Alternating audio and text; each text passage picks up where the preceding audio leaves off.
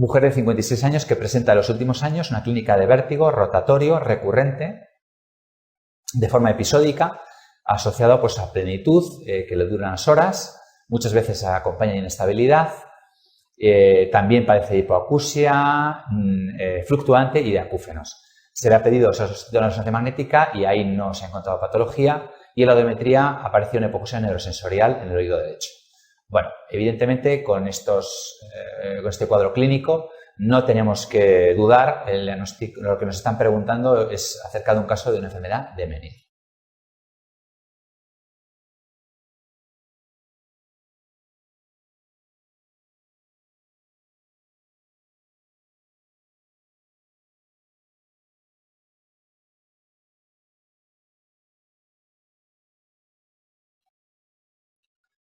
Nos va a preguntar acerca de las maniobras de reposición otolítica, cuestionándonos cuál es la patología a la que corresponde. Bueno, evidentemente de las opciones que nos da no nos tiene que caber la menor duda, es el vértigo posicional paroxístico benigno. Siguiente pregunta.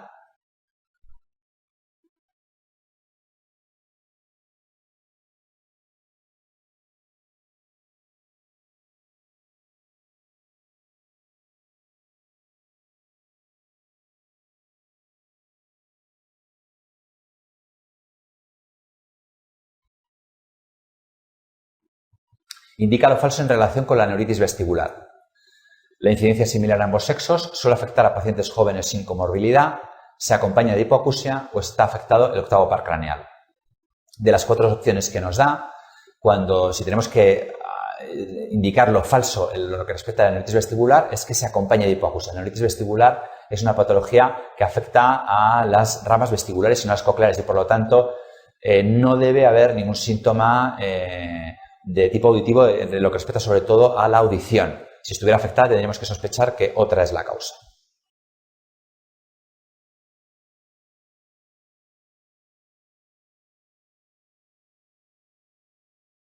El siguiente tema que vamos a ver es patología de la laringe. En el primer tema que nos vamos a detener es en la patología laringea infantil. La patología laringea infantil y debido a que estamos hablando de laringe, uno de los síntomas habituales es la aparición de disnea. Cualquier niño con disnea no tenemos que descartar la posibilidad de un cuerpo extraño. Es importante recabar información de cómo ha sido esa instalación de esa disnea para no descartarlo y poner el tratamiento adecuado. Respecto a la patología inflamatoria infecciosa de la laringe en niños, el primer cuadro del que vamos a hablar es el de la epiglotitis o supraglotitis. La epiglotitis es un cuadro que no es muy frecuente, pero sin embargo es grave. Afecta a niños pequeños entre 2 y 5 años. Se caracteriza por la instalación de una disnea más o menos rápida, asociado a una dificultad para tragar, babean, no son capaces de tragar las secreciones, toleran muy mal el decúbito supino por la inflamación de la vía aérea, de la parte alta de la laringe, y además transmiten una sensación de gravedad, de postramiento y de gravedad al paciente. En estos pacientes no se recomienda hacer valoraciones con depresor directamente para evaluar la orofaringe porque eso puede ser el desencadenante de una crisis aguda grave. En los pacientes en los que los permitan y podamos valorar endoscópicamente la laringe, vamos a ver una epiglotis aumentada de tamaño, brillante, roja. A veces se puede diagnosticar simplemente con una radiografía simple, lateral, en el cual vamos a ver la región corresponde a la epiglotis como engrosada en punta de dedo. Estos pacientes requieren un manejo hospitalario con ingreso de observación estrecha. El tratamiento se va a basar en cefalosporinas de tercera generación y corticoides. Y no hay que descartar la necesidad de intubación, incluso de traqueotomía. Aproximadamente 2/3 de los niños que padecen esta patología tienen que ser intubados. Es una patología provocada por el hemofilus influenza y es un cuadro que, como decimos, aunque no es frecuente, es potencialmente grave. El siguiente cuadro que vamos a hablar es un cuadro que afecta a niños un poquito más pequeños, en general en menores de 3 años. En este caso son cuadros que la disnea no se instala tan rápidamente, sino que va siendo progresivo. Se caracteriza por una tos perruna y una voz ronca. En estos casos toleran un poquito mejor el decúbito, no hay tanta disnea y además son capaces de tragar las secreciones. En esto es que estamos hablando de una laringitis subglótica o también denominada como CRUP. En este caso, el germen causal es un virus, el virus para influenza tipo 1, y en la exploración vamos a ver un enrojecimiento de las cuerdas vocales y sobre todo de la zona subglótica. Habitualmente no requiere más que tratamiento, vigilancia y observación, mantener un ambiente tranquilo y habitualmente con un ambiente húmedo y adrenalina aerosolizada se consigue controlar el cuadro. A veces en ocasiones se asocian antibióticos para evitar la sobreinfección. Un cuadro parecido a este es el conocido como laringitis estridulosa, laringitis espasmódica o falso Krupp, en el cual son niños que de repente, bruscamente por la noche, sufren de disnea de estridor inspiratorio asociado a un espasmo laríngeo. Habitualmente la exposición del niño a un ambiente más húmedo suele resolver el cuadro por sí solo. Y por último, absolutamente excepcional, pero grave, es la laringitis, el Krupp verdadero o laringitis diftérica. En este cuadro se produce una infección de la vía aerodigestiva superior por el Corynebacterium diphtheriae que produce membranas que al desprender sangran y que pueden producir obstrucción de la vía aérea. Requiere tratamientos con penicilina IV, altas dosis, antitoxina, pero como decimos es un cuadro absolutamente excepcional. Y hablando de patología laringe infantil en niños, no debemos olvidar la laringomalacia. En este caso, el problema aparece nada más nacido el niño y se debe a una falta de consistencia o de rigidez en el esqueleto laríngeo que provoca que ante la inspiración se produzca un colapso de la laringe. Habitualmente solo requiere observación y se resuelve espontáneamente antes del primer año de vida. Vamos a contestar una pregunta de test.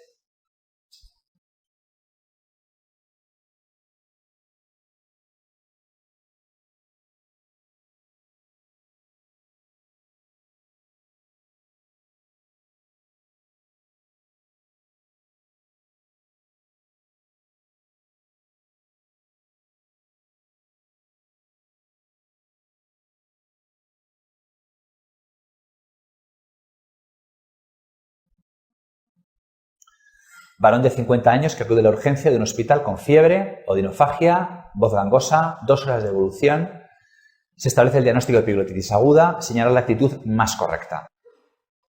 Bueno, entre las opciones que nos va a dar, la opción correcta, la opción a señalar, es la del ingreso hospitalario, tratamiento intravenoso con corticoides y cefalosporinas de tercera generación, con vigilancia estrecha de la evolución. Evidentemente, hemos dicho que es un cuadro potencialmente grave, pero eso no quiere decir que tengamos que intubar o tengamos que hacer la traquetomía nada más ante el paciente por la urgencia, salvo que la situación lo requiera. Sí que, no obstante, no debemos demorar el tratamiento, la instalación del tratamiento, a esperar resultados resultados de pruebas complementarias como el hemocultivo, ni tampoco debemos dar alta el paciente. El tratamiento es un tratamiento hospitalario y necesita de vigilancia estrecha. El siguiente capítulo es el de las parálisis laríngeas. Para conocer las parálisis laríngeas sí que tenemos que detenernos un poco en la anatomía del décimo par craneal, que es el que se encarga de la inervación de la laringe. Aquellos problemas que afecten al nervio vago por encima del tronco del encéfalo se van a denominar como parálisis supranucleares. Cuando se localiza a nivel del tronco del encéfalo, trataremos de parálisis nucleares, y cuando la causa afecte una vez salido el nervio del tronco del encéfalo, serán las parálisis periféricas. El nervio vago, una vez que sale del cráneo, va a dar 2 ramas, el laringio ascendente y el laringio inferior. El laringio superior y el laringio inferior. El laringio superior va a dar 2 ramas a su vez, una linterna que va a inervar fibras musculares del cricotiroideo, mientras que la otra rama va a ser básicamente una rama sensitiva, va a dar sensibilidad a todo el vestíbulo laringeo. Por otro lado, el laringio inferior o recurrente es el nervio motor que va a inervar el resto de la musculatura laríngea. El nervio recurrente tiene una característica anatómica importante, y es que va a tener un trayecto descendente para luego ascender. Esa característica de descenso va a ser mucho más llamativa en el lado izquierdo. Por lo tanto, patología torácica o mediastínica puede afectar al lado izquierdo la función de este nervio. Cuando se producen parálisis en las ramas del décimo par craneal, la sintomatología puede ser diferente. Si afecta al laringio superior, básicamente lo que va a afectar es a la sensibilidad de la laringe. Eso va a provocar aspiraciones. El vestíbulo laríngeo se queda sin sensibilidad y cuando queda algún alimento a ese nivel no lo detecta y puede entrar en la vía respiratoria. La causa más frecuente en las lesiones del labio laringio superior es la cirugía tiroidea. Cuando se produce una parálisis del nervio recurrente o laringio inferior, en este caso se produce una parálisis de la cuerda vocal en posición paramediana. Esto en principio se va a manifestar en forma de disfonía, una voz bitonal característica. Cuando la parálisis sea bilateral, debido a la afectación de ambas cuerdas vocales, puede desencadenar crisis de disnea. La causa más frecuente de nuevo de lesión del recurrente va a ser cirugía tiroidea, sobre todo tiroidea maligna, pero tampoco, porque requiere una cirugía más agresiva, pero tampoco debemos olvidarnos de intubaciones orotracales traumáticas, cirugía cervical en general, traumatismos y sobre todo en el caso de parálisis de cuerda vocal izquierda, enfermedades o cirugías torácicas o mediastínicas. La lesión se puede producir más arriba de la salida del recurrente o del laringio inferior. En este caso se va a combinar la sintomatología, aspiraciones más disfonía. Habitualmente se debe a patología de la base del cráneo, tumores de la base del cráneo. Cuando las lesiones además se encuentran por encima del ganglio nodoso, puede además afectar a pares craneales bajos y asociar a esta sintomatología disfagia. Recordar, la parálisis laringe más frecuente son las periféricas y entre las periféricas la lesión del recurrente. En cuanto al diagnóstico, una exploración directa mediante fibroscopia nos va a permitir objetivar esa parálisis de cuerda vocal. Cuando existe ese antecedente de aparición de sintomatología tras cirugía cervical, cirugía tiroidea especialmente, pues no tenemos que hacer ningún despistaje más. Pero sin embargo, cuando desconocemos la causa, sí que es necesario un estudio de imagen mediante TAC cráneo cérvico torácico. En el caso en el cual sospechemos una parálisis o una lesión alta o incluso craneal, tenemos que, por lo tanto, complementar el estudio mediante resonancia magnética o estudio por neurología.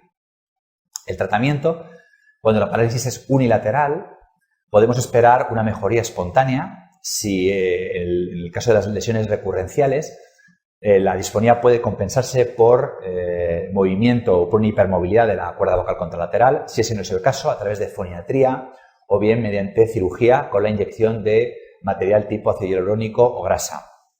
También a través de la colocación de prótesis que medializan la cuerda mediante la técnica de tiroplastia. Caso especial son las parálisis bilaterales de cuerda vocal en abducción. Eso lo que compromete es la respiración porque cierra el espacio aéreo a un espacio crítico. Para evitar la traqueotomía en estos casos podemos recurrir al tratamiento quirúrgico mediante láser CO2 en el cual realizamos cordectomías o bien aritenoidectomías para generar un espacio a través del cual poder respirar. Cuando sospechemos que la causa de la parálisis puede curar espontáneamente o esa parálisis puede ceder, podemos hacer cirugías temporales en la cual con suturas hacemos lateralizaciones aritenoideas, abducciones aritenoideas para no producir ninguna lesión a nivel de la cuerda vocal y en el momento en que se recupera volver a una situación fisiológica.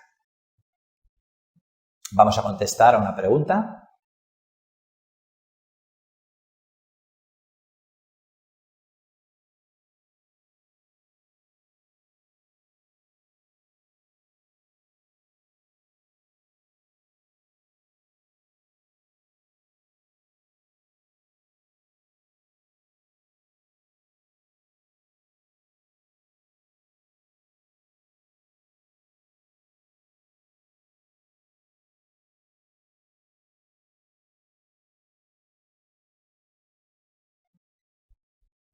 Te toca ayudar a sacar del quirófano a una paciente después de una tiroidectomía total.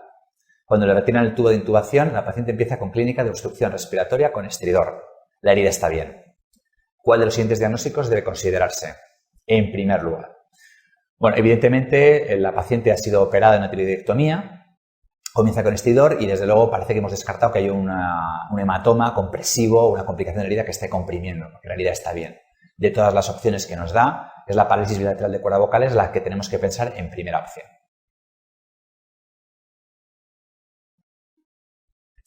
Vamos a pasar a detallar o a explicar las lesiones benignas de la laringe. En general, estas lesiones pueden pasar asintomáticas y si dan síntomas, habitualmente lo que van a producir es disfonía. Otros síntomas son un poco más raros.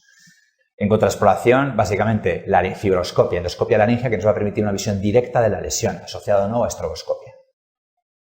Aquí tenemos en este cuadro un resumen de la patología laringea benigna que se produce con más frecuencia. La primera, los nódulos. Es una patología, nódulos vocales, patología que se suele dar más en mujeres, es la causa más frecuente de disfonía en niños. Tenemos que hacerlo sospechar cuando hay un abuso vocal previo en gente que necesita o que utiliza mucho la voz, comerciales, cantantes, es un factor de riesgo. Son lesiones bilaterales y anteriores y el tratamiento suele ser foniátrico. Rara vez es necesario recurrir a la cirugía. El siguiente cuadro es el pólipo. El pólipo laríngeo es un cuadro que se puede dar de una manera un poco más homogeneizada en cualquier paciente. Son lesiones que no se relacionan con abuso vocal, salvo que abusos vocales puntuales. La lesión es unilateral y habitualmente suele localizarse a nivel anterior y en este caso el tratamiento suele requerir cirugía. El edema de Reinke es una patología típica de fumadores. Es una inflamación organizada en el espacio de Reinke que produce el engrosamiento de ambas cuerdas vocales y la voz ronca característica. Suele ser bilateral y el tratamiento de nuevo requiere cirugía. Sin embargo, es necesario que el paciente abandone previamente el consumo de tabaco porque si no las posibilidades de reaparición de la patología son altas. Y por último vamos a hablar de la laringitis por reflujo. En este caso, de preguntarnos acerca de este tema, nos expondrán siempre el caso de un paciente afectado por enfermedad por reflujo gastroesofágico con ardores o crisis de tos nocturna. En estos casos las lesiones a la exploración se suelen limitar a la parte posterior de la laringe, sobre todo la parte del tercio posterior de las vocales, zona interaritenoidea o en los aritenoides, porque es la que está más cercana al esófago. El tratamiento habitualmente inhibidores de bomba de protones. Vamos a contestar de nuevo una nueva pregunta test.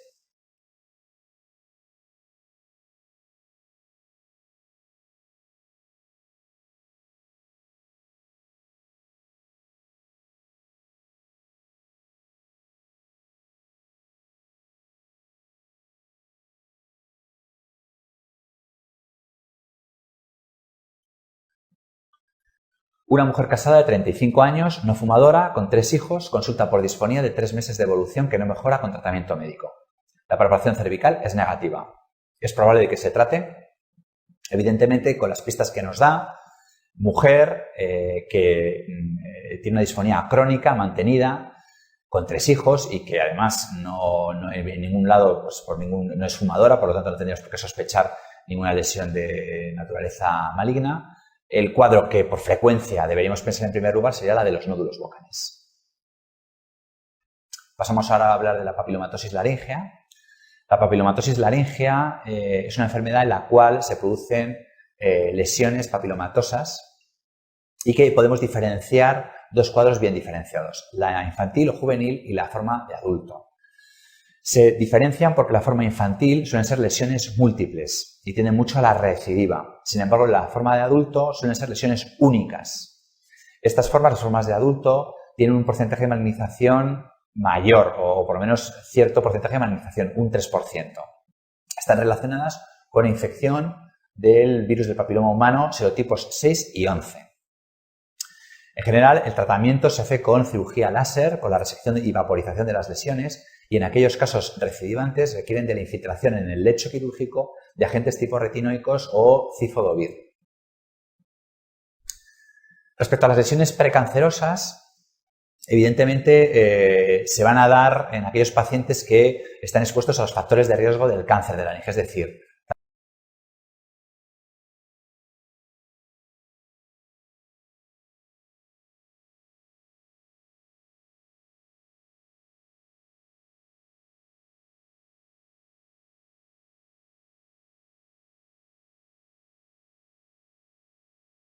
tabaco y alcohol. Es más frecuente en varones.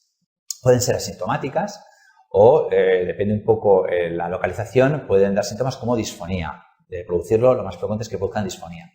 Hay lesiones atróficas, hiperplásicas o leucoplásicas. Estas últimas, las leucoplásicas, son las lesiones que tenemos que tener más vigiladas, ya que una lesión leucoplásica puede, desde no tener ninguna importancia, a contener áreas de displasia, que si os acordáis, las áreas de displasia se dividen en displasia leve, moderada o severa, dependiendo de si la atipia afecta al estrato basal, estrato medio o todo el espesor del epitelio sin infiltrar la membrana basal.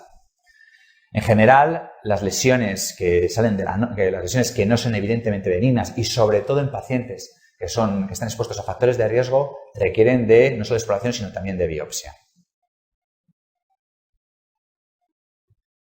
Vamos a contestar una nueva pregunta test. Ante un paciente fumador de 45 años que presenta disfonía y mediante exploración se aprecia una lesión vegetante y rugosa en el borde libre, ¿cuál es la conducta a seguir? Bueno, evidentemente este paciente está presentando una lesión que se sale un poquito, que no es para nada una lesión que nos haga sospechar que es una lesión benigna y además es un paciente fumador, con lo cual no hay duda, el tratamiento es biopsia.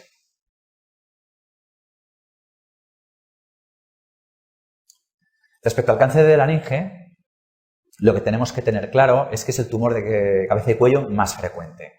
De nuevo, como decíamos anteriormente, son tumores que están muy ligados a la exposición a factores de riesgo como el tabaco y el alcohol. Más frecuente en varones, en torno a los 50-60 años. Son tumores que asocian un alto índice de segundos primarios en el transcurso de los 5 años siguientes, un 20-25%. Y podemos decir que prácticamente la totalidad son carcinomas epidermoides.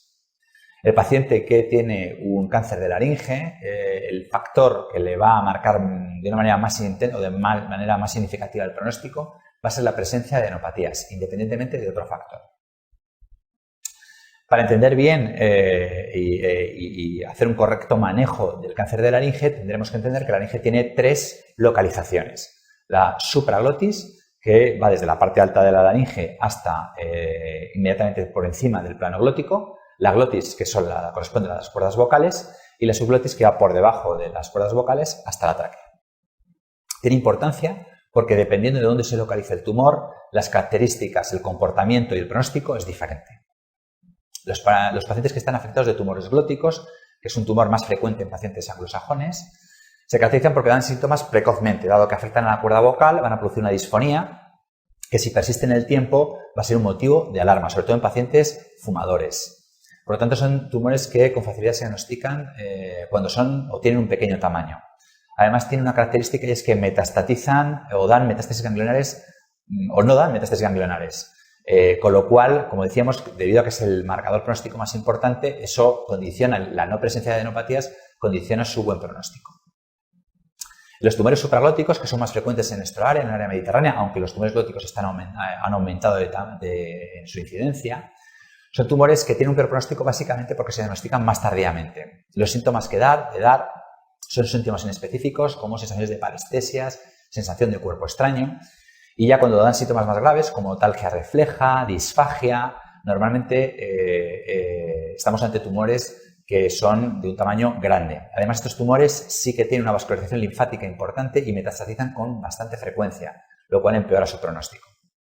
Y por último tenemos el cáncer subglótico, es el menos frecuente de todos, pero también tiene muy mal, es importante que tenemos en cuenta porque son tumores que se nos pueden pasar desapercibidos, la clínica inicial es de igual manera muy inespecífica y cuando dan síntomas son síntomas asociados a disnea o estridor.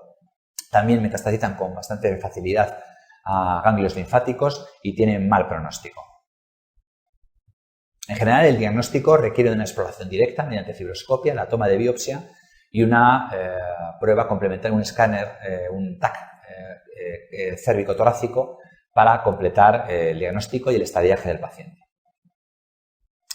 El estadiaje se hace en base a la clasificación TNM, que es una clasificación que conoceréis por otras especialidades, que se utiliza mucho y que básicamente define las características del tumor en cuanto a tamaño del tumor primario, presencia de metástasis locales, regiones, adenopatías y la presencia de metástasis a distancia. Son clasificaciones algo complicadas de mantener en la memoria, pero hemos preparado una simplificación de ese estadiaje para que sea sencillo retenerlo. Es importante porque el manejo del tratamiento de estos tumores será en base a este estadiaje. En general, los tumores que solo afectan a la cuerda vocal los denominamos como T1, cuando afectan a una cuerda vocal T1A, cuando afectan a las dos cuerdas vocales T1B. T2 es cuando afectan a otra localización. T3 cuando fijan una cuerda vocal sin romper el cartílago tiroideo y T4 cuando es un tumor grande que sale fuera de la laringe. El N por su parte tenemos el N0 cuando no hay adenopatías y el resto de las Ns es cuando existe metástasis ganglionares. Existe una modificación, una revisión de este TNM, de la clasificación TNM que corresponde a la 8ª edición, en la cual se ha incluido en la valoración de los ganglios no solo la presencia de ganglios y el tamaño, sino la presencia de ganglios con rotura capsular que produce una diseminación del contenido tumoral fuera del ganglio, lo cual indica un factor de mal pronóstico. En general podemos decir que los tumores T1, T2, N0 son estadios precoces de la enfermedad, mientras que cuando el tamaño del tumor es grande, T3 o T4, o independientemente del T ya hay presencia de neopatías, a partir de N1 ya es un estadio avanzado. La presencia de metástasis a distancia, cuando el M es positivo, eso modifica, por supuesto, el tratamiento y el manejo del paciente porque ya muchas veces requiere tratamientos quimioterápicos y a veces con intención paliativa. De dar metástasis, lo más frecuente es que lo haga a nivel pulmonar. El manejo, por lo tanto, la decisión terapéutica lo haremos en base a este estadiaje. Básicamente podemos tener la idea general que los tumores pequeños, T1, N2, N0, el tratamiento será conservador, cirugías parciales. En aquellos casos que afecte la supraglotis, como es un tumor que metastatiza ganglionarmente de forma frecuente, tenemos que tratar el cuello, tenemos que hacer vaciamiento ganglionar. Y el abordaje puede ser vía externa o bien mediante cirugía láser. En aquellos tumores pequeños, la supervivencia va a ser la misma si hacemos cirugía que si lo aplicamos o si tratamos mediante radioterapia. En aquellos tumores en estadios avanzados, el tratamiento va a conllevar el tratamiento del cuello, vaciamiento ganglionar, y además las cirugías, si bien se pueden hacer parciales, muchas veces tiene o conlleva laringectomía total. Debido a que es una cirugía muy mutilante, desde hace años se le ofrece al paciente la posibilidad de entrar en programas de quimio radioterapia con la intención de preservar el órgano. Se llaman programas de órgano preservación. El paciente mantiene su laringe, lo hacemos a radio y esa quimioterapia la aplicamos con intención curativa y en el caso que el tumor persista o recidive requiere rescate quirúrgico. La presencia de metástasis pulmonares habitualmente implica el tratamiento mediante quimioterapia. Vamos a solucionar una pregunta test.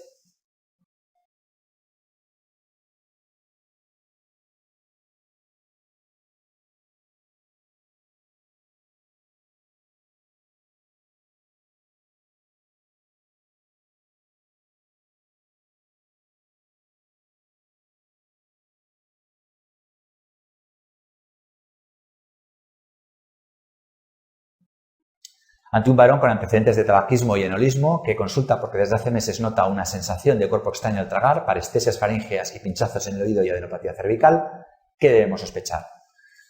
Pues como hemos comentado antes, si fuma, bebe, es una clínica de meses de evolución y aunque es una clínica bien inespecífica, además, no solo eso, ya presenta una adenopatía cervical, lo primero que tenemos que sospechar es la presencia de un cáncer. Y por la sintomatología no nos dice que afecte que tenga disfonía, ni nos habla nada de disnea, lo primero que tendremos que sospechar es un cáncer supraglótico. Vamos a contestar otra pregunta.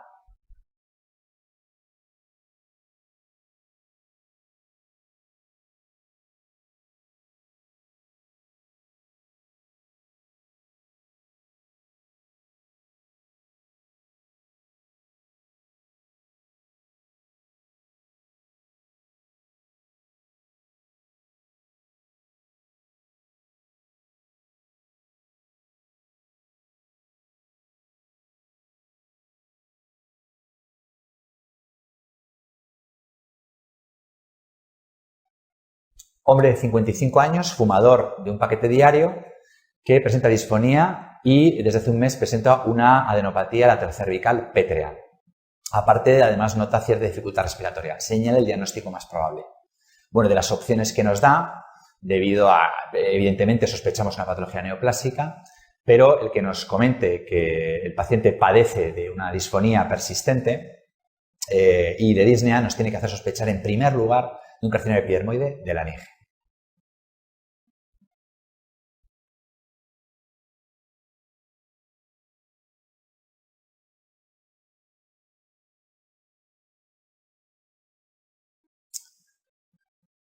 Bueno, y vamos a abordar la última parte de esta videoclase, que es la patología de la faringe. Respecto a la patología de la faringe, empezamos con la patología inflamatoria faríngea. Si bien tenemos que tener en cuenta que las faringitis o faringomielitis agudas, la primera causa son víricas, son las bacterianas las que producen una sintomatología un poquito más llamativa y son un poquito más problemáticas para el paciente. Cuando los cuadros bacterianos están provocados por el estreptococo beta hemolítico del grupo A. Son pacientes que se quejan de odinofagia, disfagia, fiebre, habitualmente hay un impacto en el estado general. Y en la exploración vamos a observar una inflamación amigdalar con la presencia de placas, así como en la palpación cervical detectaremos adenopatías inflamatorias. El diagnóstico va a ser clínico, habitualmente no requerimos de ninguna prueba más. Si hacemos analítica, descubriremos una leucocitosis con neutrofilia.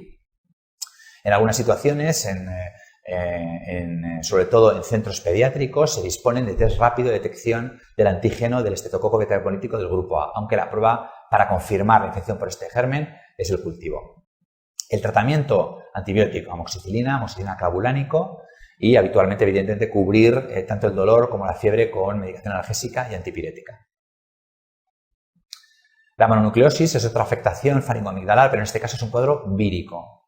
Normalmente tenemos que sospechar cuando en el caso clínico que nos propongan sea el de un adolescente que tiene una amigdalitis que ha sido tratada ya, pero que no acaba de mejorar y que no solo la clínica de dolor no mejora, sino que además el paciente pues, suele mantener fiebre elevada, adenopatías múltiples. Bueno, en ese caso tendremos que descartar que no se trate de una mononucleosis infecciosa. Es una enfermedad vírica producida por el virus de Epstein-Barr, aunque hay otros virus que pueden producir síndromes mononucleósicos parecidos, el citomegalovirus y el VIH. Es una enfermedad sistémica que afecta también al hígado y al bazo y, por lo tanto, en una analítica que hagamos para que nos ayude al despistaje, nos vamos a encontrar una leucocitosis, pero con linfocitosis. Y en esa linfocitosis es muy habitual que aparezcan elevados los monocitos y linfocitos atípicos. En esa misma analítica podemos aprovechar para hacer unas pruebas serológicas que nos confirmen el diagnóstico. Paul-Bunel es la prueba más habitualmente utilizada, aunque tenemos que tener en cuenta que esta prueba puede salir negativa en los primeros días de la infección. También, algo muy típico que se puede producir en estos pacientes es que el tratamiento con antibióticos, sobre todo la ampicilina, puede provocarles ras cutáneo. El tratamiento debido a que es una enfermedad vírica es un tratamiento de soporte, básicamente, con una curación con tendencia a la curación espontánea. En cuanto a las complicaciones que se pueden producir después de un problema inflamatorio infeccioso a nivel de la faringe, el más frecuente es el absceso o flemón periamigdalino. Es el más frecuente y se va a manifestar o nos lo van a exponer en forma de un paciente que ha sido tratado de una amigdalitis, pero que el paciente no mejora, sino que empeora, el dolor se hace más intenso y que además muchas veces se lateraliza. El paciente nota claramente una lateralización del dolor, muchas veces con notalgia refleja. En la exploración se va a poner de manifiesto porque al utilizar el depresor faríngeo o depresor lingual vamos a evidenciar un abombamiento del paladar blando y un desplazamiento de la óvula al lado contralateral. El diagnóstico lo podemos hacer en la misma consulta a través de una punción diagnóstica. Pinchamos la zona más abombada y evacuamos e intentamos ver qué material se puede acumular ahí. Si es pus, tenemos un diagnóstico, es un absceso periamigdalino. Si no encontramos pus, el proceso puede estar en una fase inflamatoria.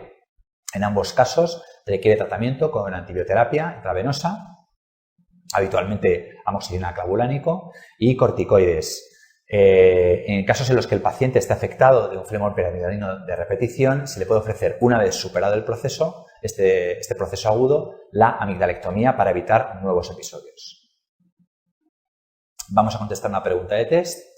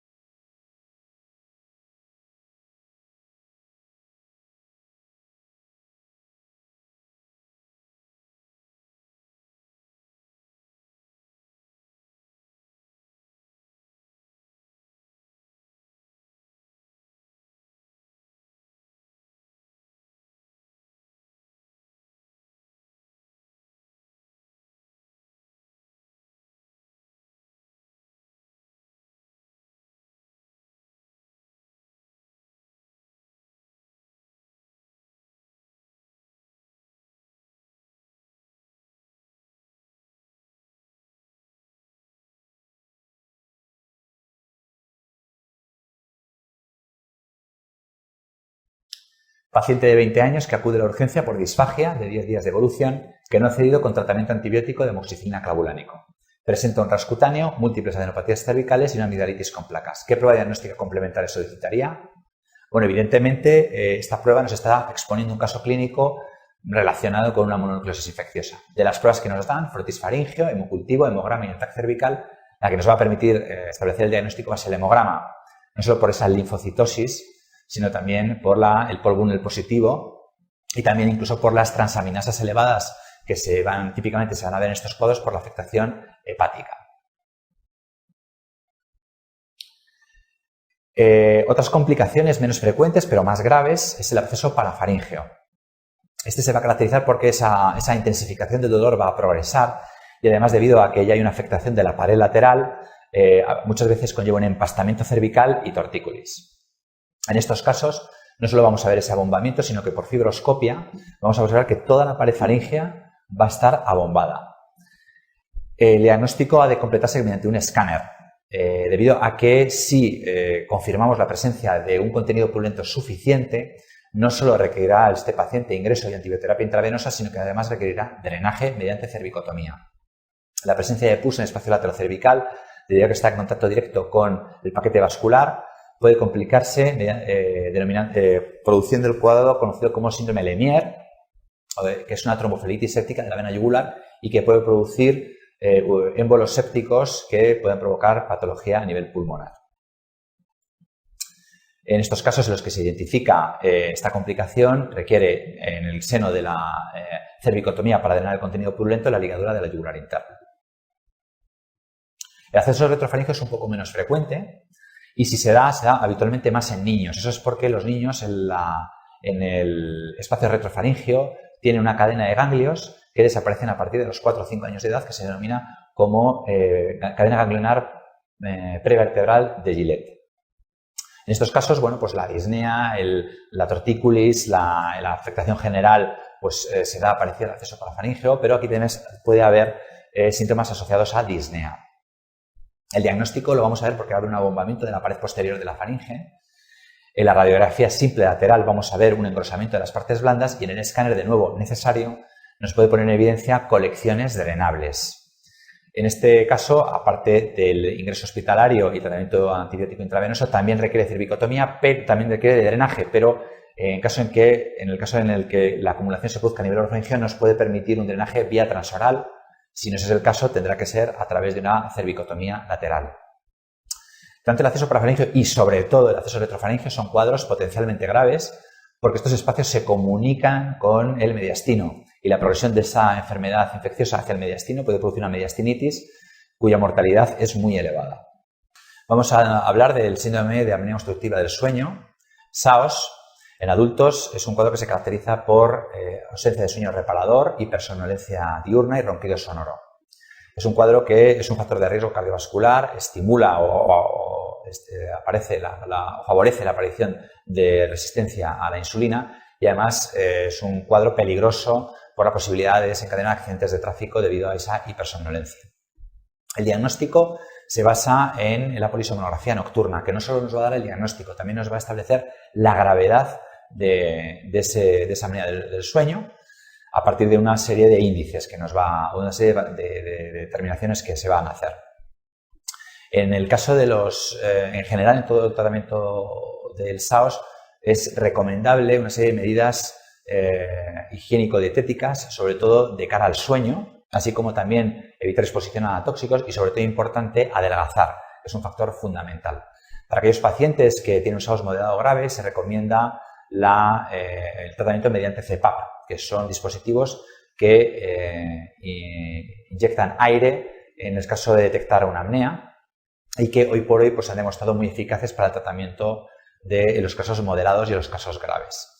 Para aquellos casos en los cuales no toleran bien esos dispositivos de presión positiva, conocidos como CPAP, o bien el paciente quiere evitar su utilización, se pueden recurrir o hacer valoraciones otorrinolaringológicas con la idea de detectar las zonas de obstrucción y, mediante cirugías selectivas, mejorar al menos lo posible la intensidad del cuadro de SAOS. En niños, recordad que cuando este cuadro de SAOS es intenso, se suele relacionar con la aparición de hipertensión pulmonar.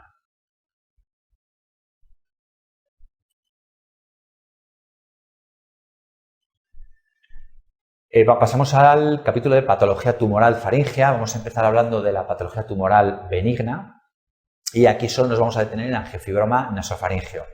Es un cuadro que nos va a dar cualquier caso clínico que nos vayan a exponer en el examen, nos va a dar una serie de test que nos va a permitir detectarlo rápidamente. Se tratan de varones adolescentes que presentan clínica de obstrucción nasal, que típicamente presentan cuadros de epistaxis de repetición y que puede incluso también padecer de otitis serosas unilaterales.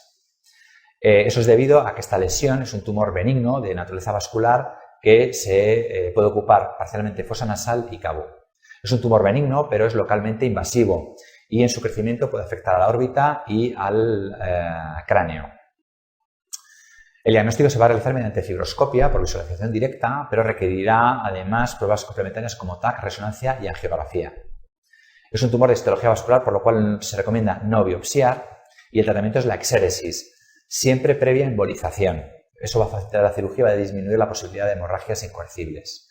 No es raro que recidive. Respecto a la patología tumoral de la faringe, es importante dividir la faringe en sus tres localizaciones porque dependiendo de dónde se localiza el tumor, este va a tener características muy diferentes. Primero, en el cabum son tumores que en general, por no accesibles, son tumores que se suelen diagnosticar de forma tardía. Eso hace que muchas veces el diagnóstico de inicio sea la presencia ya directamente de una adenopatía cervical. A veces también se puede diagnosticar por la presencia de una otitis serosa persistente. Por eso, recordar, en todo paciente adulto con una otitis serosa persistente tenemos que mirar el cabum para descartar la presencia de una neoplasia a ese nivel. Cuando van creciendo van produciendo obstrucción nasal y se manifiesta en forma de insuficiencia respiratoria y como es un tumor alojado en la base del cráneo, también en su crecimiento puede llegar a producir déficit de pares craneales. El diagnóstico se va a basar básicamente en una visualización directa mediante endoscopia, toma de biopsia y TAC de resonancia magnética. Bueno, el tumor localizado a este nivel es un tumor con unas características bien diferentes que nos lo va a diferenciar del tumor de orofaringe y de hipofaringe. Primero, la estirpe histológica es algo diferente. Si bien los otros dos suelen ser carcinomas epidermoides, en este caso puede ser carcinoma epidermoide, que puede ser queratinizante o no queratinizante, o puede ser carcinoma indiferenciado, conocido con el nombre clásico de linfoepitelioma. Se caracteriza porque se dan en pacientes que no están expuestos a alcohol y tabaco, a diferencia de los tumores de orofaringe y de hipofaringe, no tienen esa relación. Sí que se relacionan con infecciones por el virus de Epstein-Barr, sobre todo el linfoepitelioma. También están asociados al consumo de nitrosaminas, que es una sustancia que se puede encontrar en las conservas, y si bien es un tumor poco frecuente, es un tumor que, sin embargo, su frecuencia es muy alta en el sudeste asiático. El tratamiento en estadios precoces, cuando hay la suerte de cogerlo en un momento muy inicial, se hace mediante radioterapia. En el caso de que el estadio, una vez detectado, sea más avanzado, se suele asociar radioterapia y quimioterapia. El tratamiento mediante cirugía se limita a los rescates, cuando, una vez tratado con radioquimioterapia, el tumor persiste. Los tumores de orofaringe son tumores habitualmente localizados en la amígdala, pero que pueden localizarse en otras áreas de la orofaringe. También es una localización frecuente en la base de lengua y también lo puede hacer el paladar blando y la pared posterior faríngea. Suele ser una lesión que no acaba de curar y que puede ir creciendo, produciendo síntomas pues, como talgia refleja, disfagia, presencia de adenopatías cervicales. El diagnóstico: fibroscopia, biopsia y TAC. La estirpe, habitualmente carcinoma epidermoide, prácticamente la totalidad. Es un tumor que claramente se asocia con los factores de riesgo clásicos, tabaco y alcohol.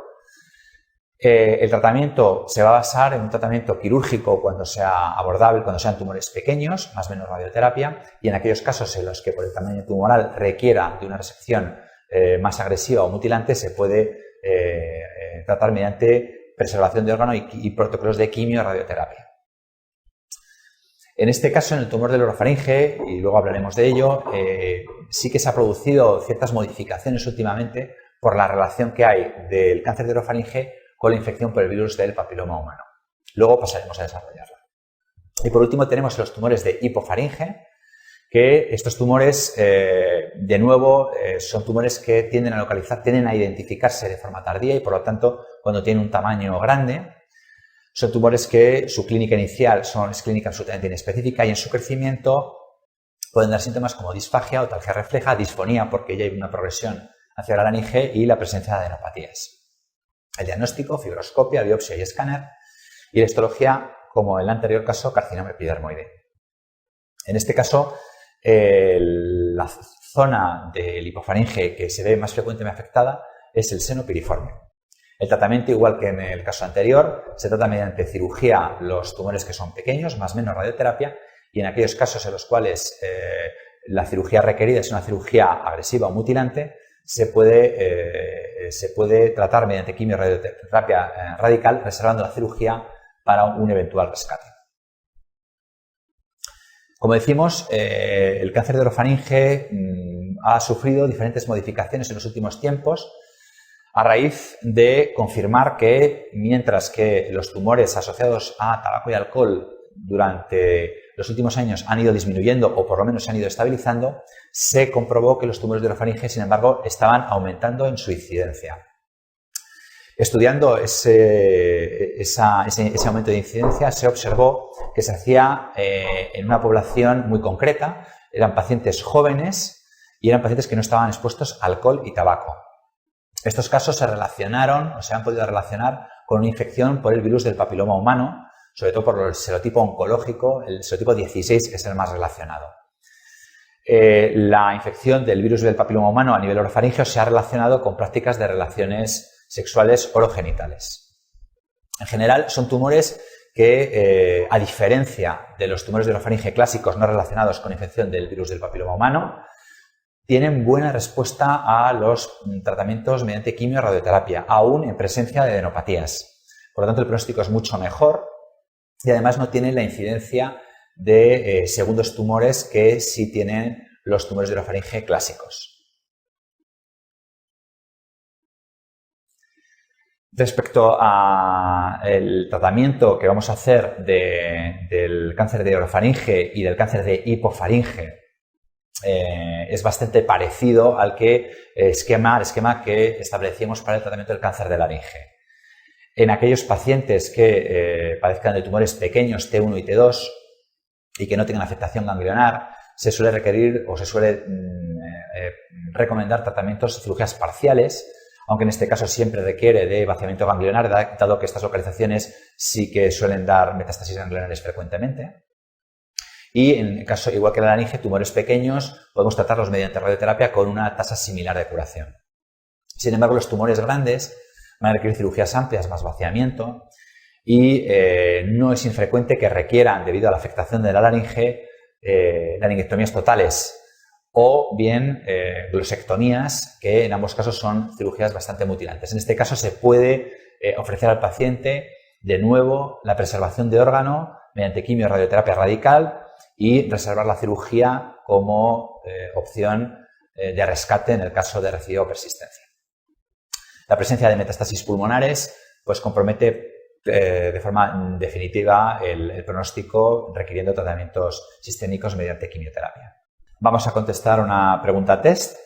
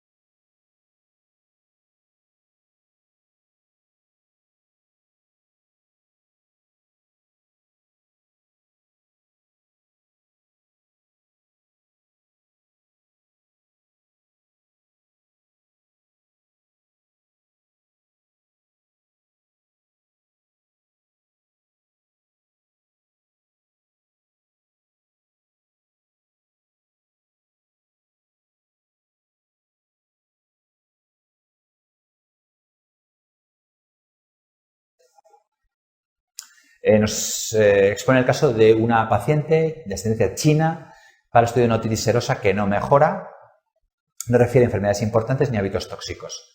Y en este cuadro hay una neoplasia que usted debe descartar y acerca de lo cual es falso. Tenemos que señalar la opción falsa. Bien, el que nos diga que es un paciente de ascendencia asiática y que tenga una otitis serosa derecha, pues evidentemente nos está hablando de un cáncer de cabo. En este caso, las adenopatías cervicales hemos comentado que es un síntoma frecuente, que los estudios con taque y resonancia para el diagnóstico son esenciales y que evidentemente, dado que es un tumor de base de cráneo, en su evolución pueden provocar diplopia. Lo que es falso es que el tratamiento de elección sea quirúrgico. Hemos dicho que de su localización el tratamiento suele ser radio o radioquimioterapia y en la cirugía se limita para los casos en los que se requiera rescate. Vamos a contestar a otra pregunta.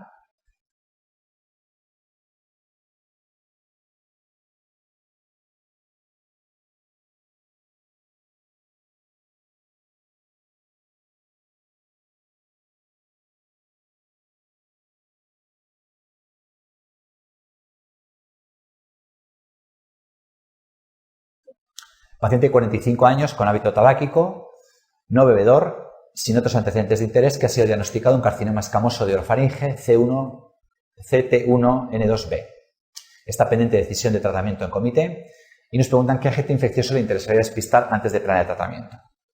Es decir, nos ponen el caso de un paciente joven que en principio no está expuesto o de una manera moderada a los factores de riesgo clásicos del cáncer de faringe y que, bueno, pues debido al conocimiento que tenemos actual de este cáncer, sabemos que un factor pronóstico fundamental es que la presencia en muestras de este tumor de copias correspondientes al virus del papiloma humano. Por lo tanto, de todas las respuestas que nos ofrecen, evidentemente la respuesta señalada es la número 3.